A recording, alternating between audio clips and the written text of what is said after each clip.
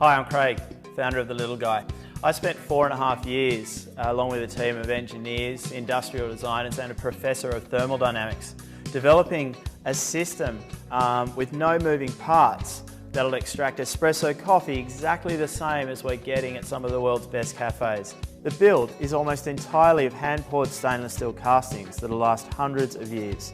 I'm going to spend a few minutes just running through The Little Guy and the accessories that have been developed around The Little Guy so that you've got a great experience at home and so that you're using some of the world's best instruments to make some of the world's best coffee. So when we got to market, we were asked often what the perfect heat source would be for The Little Guy, so we went about developing our own.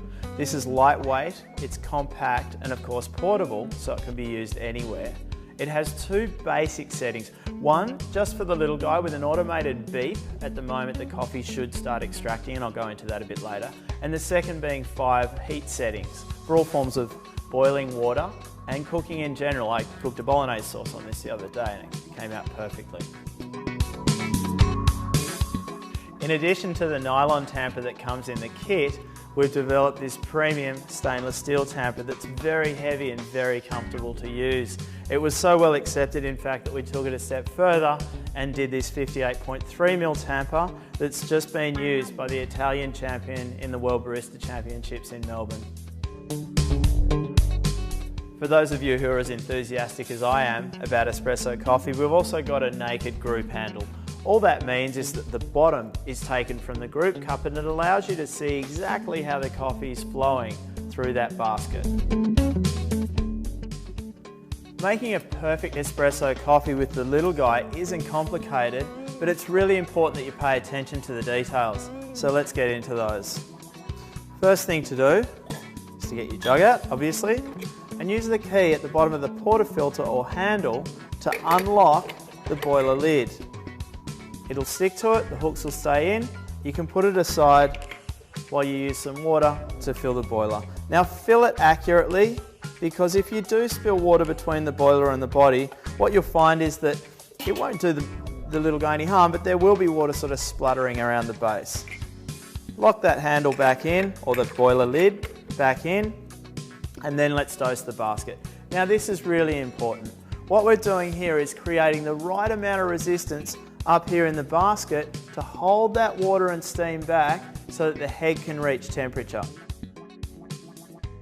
There are 2 baskets in the kit, one for fine ground coffee, the same grind as a barista would be using in a cafe, and 2 for more of a store-bought coffee, what we call a supermarket store in Australia.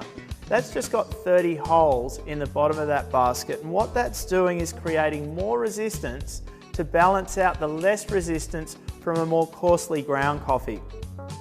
So getting into putting that coffee into the basket and exactly how you need to do it.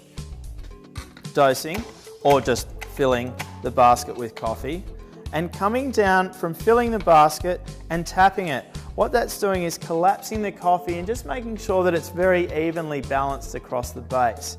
You'll see here that there are some pretty significant gaps around the top edge, and it's really important that you just fill those in. So just using your fingers and collapsing or continuing to tap the handle at the same time will just give that coffee a really good chance to end up very evenly spread across the bottom of the basket. So the first tap is just a light one, just to create a little bit of extra room, because we're going to put a bit more coffee in there. I know that's against the rules for a lot of people, but it's been trialled very thoroughly and it really works. Dosing again, or just putting more coffee in the basket, tapping, and of course just smoothing that coffee off.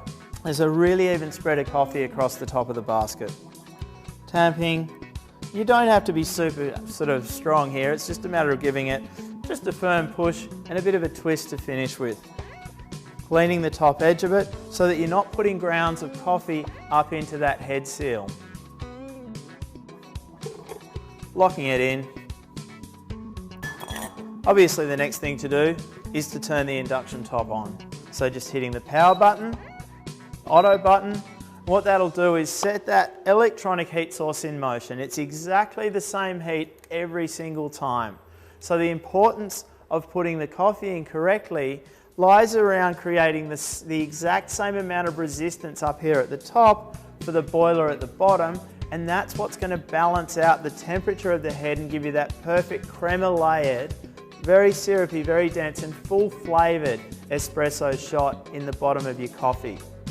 If you're using a store-bought coffee, a pre-ground coffee, that's fine too. You're going to use exactly the same method just by filling that basket up with coffee, collapsing again as we did with the other one, clearing it off and giving it the 2 taps, so that double dose. Fill it, collapse it, smooth it off, tamp it, and then just do that same thing a second time and lock it into the head of the little guy.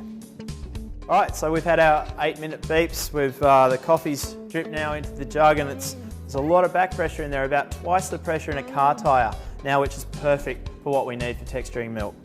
So I'll swing it around so I'm facing the steam arm. Give it a quick purge. Just drive a little bit of air into the surface of the milk to create large bubbles, and find the point with the steam wand in the jug that I'm creating a vortex, so the large bubbles are coming around and continuously being popped by the tip of the steam wand. Coming in now. And you hear that scratching for just a few seconds, that's all you'll need. And you'll see there that vortexing, and the milk's spinning right around, the bubbles are popping and popping and popping. And just holding the jug to a point until it's a little bit too hot to touch. That's going to be the perfect temperature for drinking. So when you've done your milk, give the steam wand a good purge to clear the jet.